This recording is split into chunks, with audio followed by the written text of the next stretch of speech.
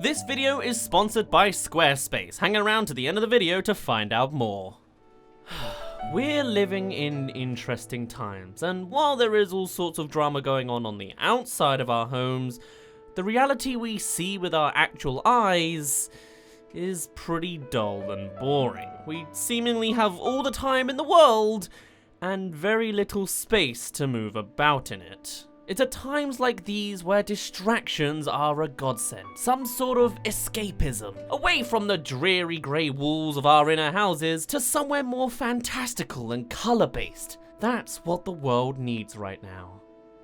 And that's where the hero of Color City comes in. Welcome everybody to another episode of the Terrible series, the saga where we find the bottom of the barrel animated movies and dissect where everything just went wrong. Now, if you haven't heard of the hero of Color City, then congratulations, you've been living a blessed life.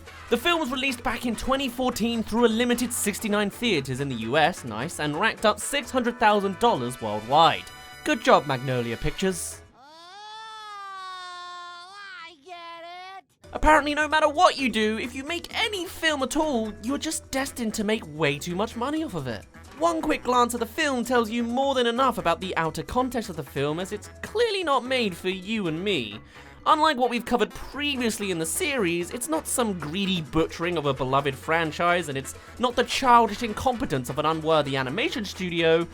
This is something else entirely different. This is, just simply put, a movie for babies. Tiny babies. Which leads me down a strange path. Am I the villain of this story? This film isn't spouting any kind of toxicity or hurting anyone within its vicinity. It's just a dumb, goofy film targeted towards children who don't know any better. Am I in the wrong to be picking it apart? To point and laugh at it? Am I the trasher of some wholesome, innocent content? Should I feel guilty about all of this? No. I may be 20 years older than the target demographic intended. I may not hold the babyish innocence that I once held, but I feel strongly that children's animation should not just be brainless babysitters. The repetitive jokes, the bland character developments, the lackluster storyline, all of them are doing the kids of today a misservice.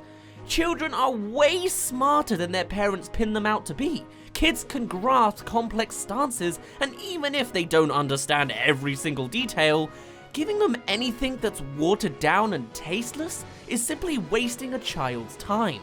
Kids can grow up on the likes of Pixar and all sorts of surprisingly deep cartoons, so giving them more of this junk is something I will continue to shoot down. So speaking of Pixar, the rehash is clearly inspired by the likes of Pixar's greatest hit, with the premise going as follows. Ben is a kid in his room who likes colouring, but the moment he goes to bed, his crayons suddenly come to life. Wow. Now all of your favourite colours are here with their own colourful characteristics. What's your favourite colour? Blue, yellow, green, or sheriff? Somehow, and I have no idea how the film managed to achieve this, but there are actually some notable celebrity voice actors featured in the film, like your classic Tara Strong, the VA of Tommy Pickle, Sean Austin, and Wayne Brady. The film obviously doesn't do them justice with the depths of their characters, but it also kind of feels like they knew that, considering the quality of some of their acting. Just a few more steps. Oh, excuse me, Gosh, don't emote too hard, my heart can't take it. Each colour has a very flat and stereotypical character trait. Red is fiery and sassy, blue is cool, yellow is afraid, and black is depressed. There's also green, who's not envious or greedy or anything. He's nerdy and organised, obsessively. Yeah, that's what I associate with green. If you're expecting any further developments on these titular characters, don't. Their only purpose is to give comments related to their trait throughout this entire adventure. So upon waking up, the sheriff gives us immediate exposition of the gimmicks of the world. They have until Ben wakes up to do whatever they want, and should probably hurry into the crayon box to enter Color City. So everyone does this incredibly slowly. The pacing of this film is an absolute snooze fest. I can kind of understand during these opening moments, since the movie wants to use this chance to reveal to us all 7 main characters and then some, but even still it just drags on and on. First, Yellow is scared under the bed, then the others wake up, each one has their moment, Yellow gets scared and joins the others, they're berated by an elderly crayon for an uninspired gag, Blue tries to cheer up Yellow, activates the Trashosaur. That's not how dino names work. The sheriff's process continues, the crayons almost get exposed, and then they finally jump into the box. It's a 6.5-minute sequence between Yellow opening her eyes and the crayons jumping into the main location of the entire film. Yawn. So eventually the story takes its first step with Yellow being left behind by the group and not knowing what to do. Apparently the daily routine of always going to Color City is something that just slips everyone's mind unless the sheriff explains it every single time. Speaking of explaining every time, before we hit the real story, why not subscribe? This is my most successful series, so you can bet on a whole lot more of these type of videos in the future. And hey, only you can help the fight against my ratio of non-subscribed viewers. Anyway, soon Yellow is confronted by Ben's newest creation, King Skrull and Nat, a couple of unfinished scribbles. They scare Yellow as being some kind of freakish monster, and though they want it to be colored in, the crayons have vanished to Color City and no one else is allowed to follow. The two attempt to anyway, mistaking a Jack-in-the-Box for the entrance. Isn't that a funny gag? Except, even for a baby film, the execution for it is just lackluster. Like, watch this. What about this doohickey?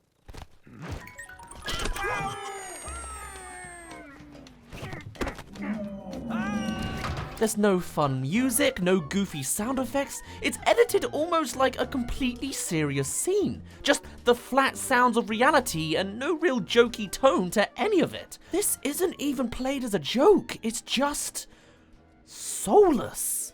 So Yellow uses the opportunity to escape to Color City in the crayon box and goes about her day like normal. She joins the others and visits the spa, a place to go to relax and repair after use. The white crayon gets a brief moment of wanting to enter but can't for being unused, and Yellow is taken inside whilst the others prepare for a beach party instead.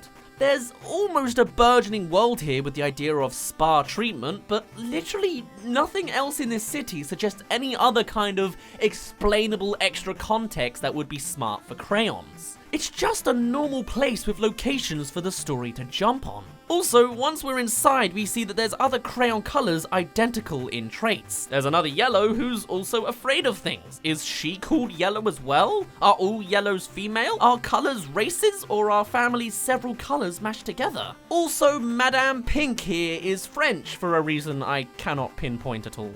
Yellow lets slip her wishes to be like the other colors for their stability and mentions King Skrull before stopping herself. Now that we know her brief internal thoughts, it's time to move out of here as Green beckons her for the beach party. With colors so bright, oh, it reminds me of spring. And ringing my Oh, this is a musical now? Why? Why is every baby show a stupid musical? Where did Green go? Where's the bike coming from? Yellow spends the next 2 minutes riding around the city aimlessly, singing about how much she loves the place. The song is about as flat and uninventive as you can imagine, and as for the instrumental underneath, well, it literally sounds like a messy jam session with a bunch of 4-year-olds. singing your Here's some story again after a 7-minute break. King Skrull and Nat breach through the entrance. What's their ultimate game plan? To bounce and chase Yellow seemingly endlessly.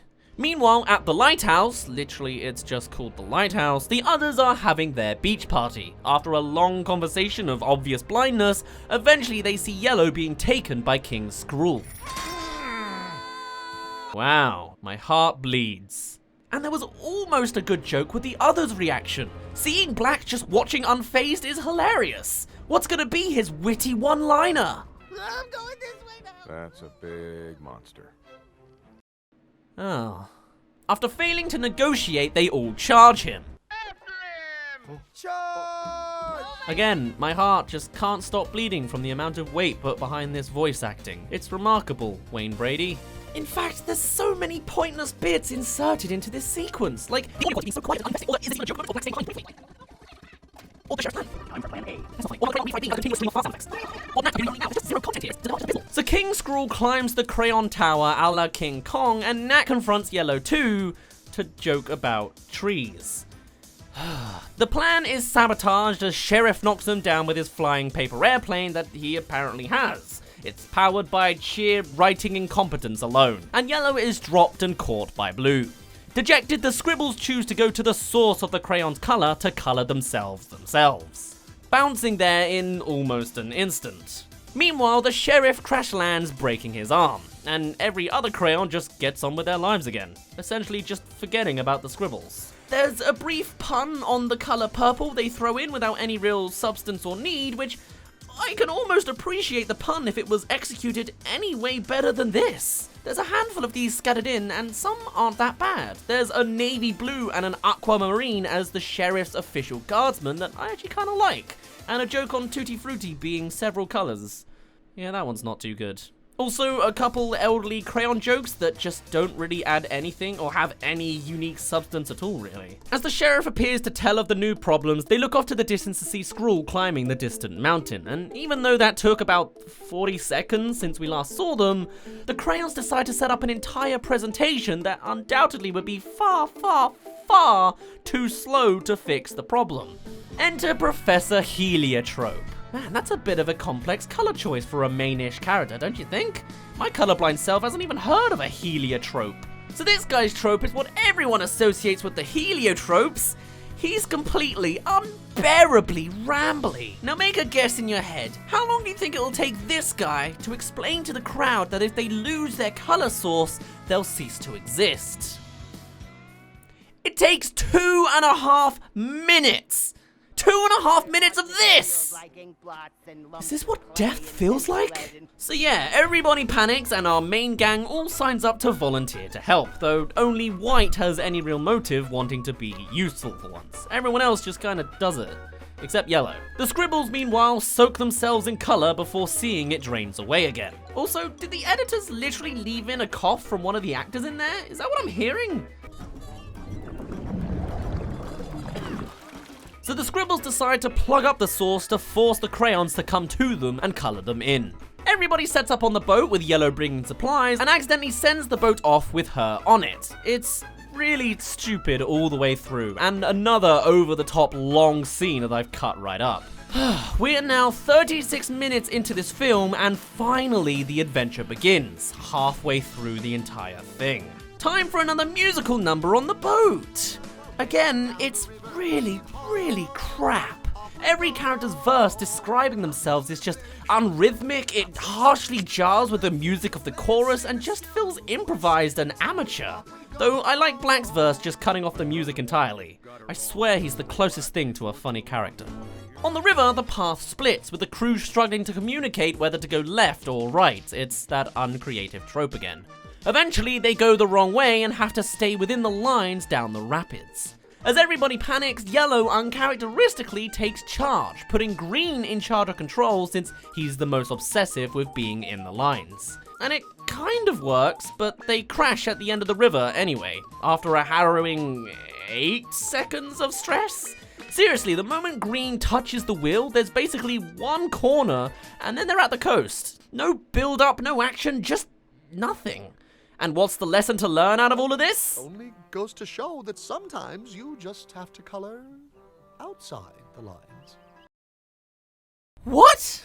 So the peeps realize their colors are fading, and the scribbles, after all this time, are just continuing to clog the source. The pacing on these guys is very detached. Now we've reached a desert somehow, where everyone's too scared from the mist, even Cool Blue. Yellow uncharacteristically pushes White forwards to try again as he camouflages into the mist. So they do, and discover not monsters in the mist, but other unfinished drawings, who are abandoned from society apparently, even though no one knows them, and are hiding from the monster that eats unfinished drawings.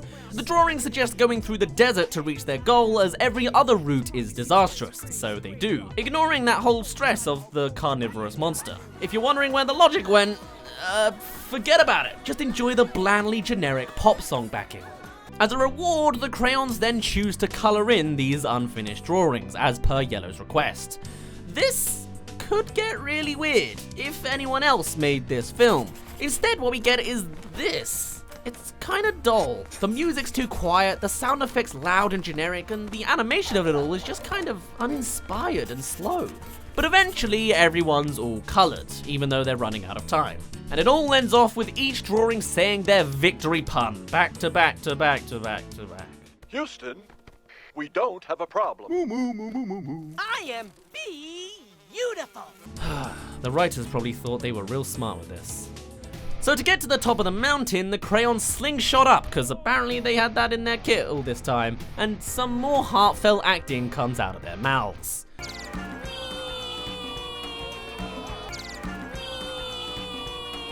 They have Yellow go ahead to confront the Scribbles, who are somehow still doing the same motions after all this time, only to be attacked by Trashosaur, the drawing-eating monster. King Skrull then appears to save her by...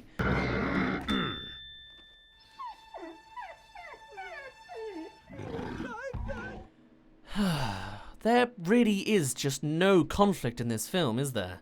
Just too scary for babies, right? With Yellow saved, she understands that they just wanted some colour. She draws a mouth on the king and goes to negotiate with the other crayons. In a final misunderstanding, the others reject Yellow's side-swapping and decide to beat up the king, only for Yellow to finally explain herself 3 minutes later in the same scene, and for them to finally understand. Storytelling. So they all band together to pull at the boulders instead of picking them one by one or something, and struggle even then to open the source, until...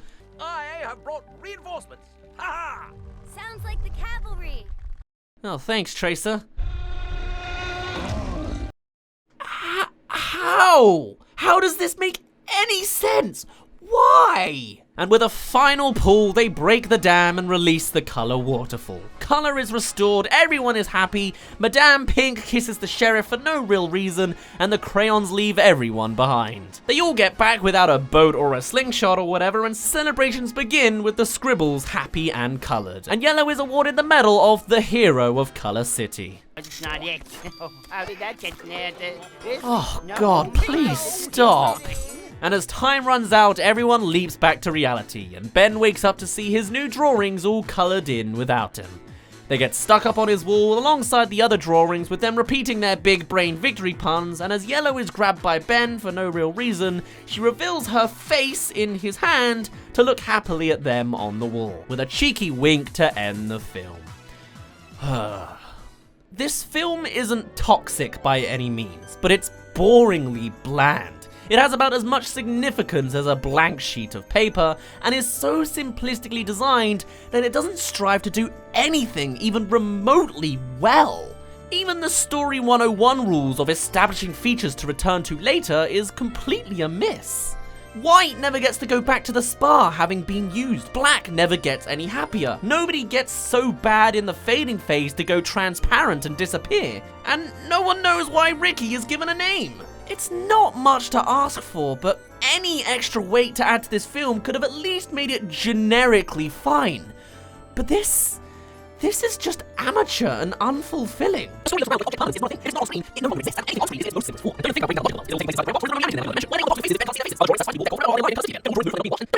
Unsurprisingly, the reviews for this film were abysmal, for its sheer lack of anything. Although, bafflingly enough, since being released on streaming platforms, it's actually managed to rise up the ranks from, I presume, either pokey iPad kids or their brainless parents again, demonstrating as clear as day that there will always be people stupider out there somewhere.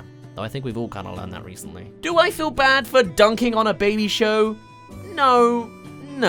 I think kids deserve something that'll engage them in something worthwhile rather than this palate vomit. But if there is one thing that makes me a little hesitant, it's this. At the end of the credits of mostly just concept art, which is kinda cool, there's a PSA from the characters urging kids to recycle their crayons so that they can be reused to make crayons for other kids all around the world.